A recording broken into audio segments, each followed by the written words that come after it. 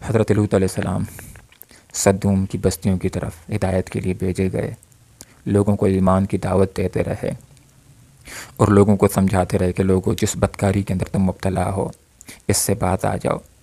کیونکہ یہ بدکاریاں کرنا، اس سے پیسہ بھی ضائع ہوتا ہے، اس سے وقت بھی ضائع ہوتی ہے، اس سے صحت بھی ضائع ہوتی ہے، اس سے جوانی بھی ضائع ہوتی ہے، اس سے اللہ تعالیٰ کا غضب بھی بھڑکتا ہے۔ تو لوط علیہ السلام ان کو سمجھاتے رہے کہ تم عورتوں کے ساتھ نکاح کر کے جائز طریقے سے اپنی شہوت کو پورا کرو اور اس غلط کام سے باز آ جاؤ، لیکن لوگ اس غلط کام سے باز نہ آئے، حتیٰ کہ لوط علیہ السلام کے گھر کے اندر جس وقت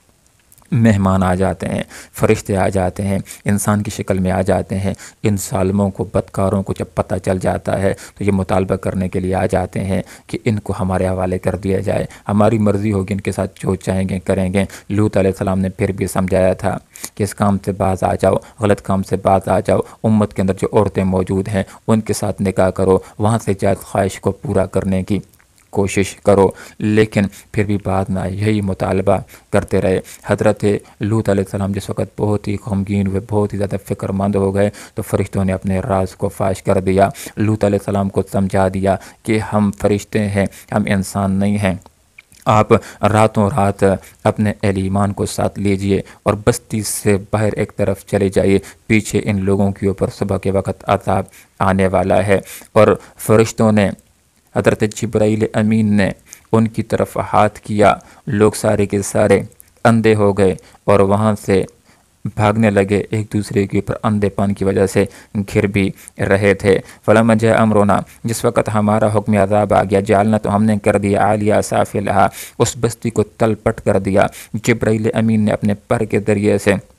ان چاروں بستیوں کو، صدوم کی بستیوں کو ہاتھ کے اوپر لیا، نصف آسمان تک لے گئے اور الٹا کر کے بحر مردار کے اندر پھینک دیا۔ اوپر سے اللہ تعالیٰ نے کنکریوں کی بارش بھی کر دی، وہ امطرنا، اور ہم نے بارش کر دی علیہ اس بستی کے اوپر حجارتاً، پتھروں کی، من سجیل، جو کنکر کے تھے، مٹی کے جس کو آگ کے اندر پکا لیا گیا ہو، اس کے پتھر اللہ تعالیٰ نے اس کے اوپر برسائے، منضود تہبت، جو بارش کے قطروں کی طرح مسلسل تہبتیں آ رہے تھے، مصومۃ عند ربک، اور یہ جو پتھر تھے تیرے رب کی طرف سے نشان زدہ تھے، کس پتھر نے جا کر، کس کنکر نے جا کر کس ظالم کو لگنا ہے، ہر ایک کا نام اس کے اوپر درج تھا۔ وما هي من الظالمین ببعید،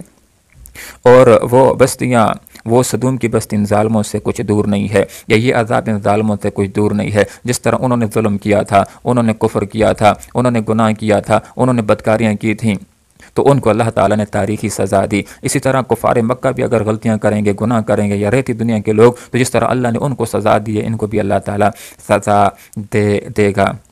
دوسرا مطلب یہ بھی ہے کہ وہ بستی ان لوگوں سے کچھ دور نہیں ہے، اس کے حالات یہ جان سکتے ہیں، معلومات حاصل کر سکتے ہیں، وہاں جا کر کے یہ عبرت کی نگاہوں سے دیکھ سکتے ہیں، اور ان کے علم کے اندر یہ بات آ سکتی ہے کہ جس طرح اس قوم نے ایمان کے راستے کو اختیار نہیں کیا، بدکاریوں کو نہیں چھوڑا، تو اللہ تعالیٰ نے ان کو تاریخی سزا دے دی۔ اگر یہ لوگ بھی گناہوں کو نہیں چھوڑیں گے، یہ لوگ بھی ایمان نہیں لائیں گے، تو ان کو بھی اللہ تعالیٰ تاریخی سزا دے سکتا ہے۔ اللہ رب العالمین سے دعا کرتے ہیں کہ اللہ تعالیٰ میں اس بات کی توفیق عطا فرمائے کہ ہم پاکیزہ زندگی گزاریں، نیک زندگی گزاریں، نیکیوں کی زندگی گزاریں، گناہوں سے بچنے والے ہوں۔ اللہ عمل کی توفیق عطا فرمائے، آمین۔ وآخر دعوانا ان الحمد للہ رب العالمین۔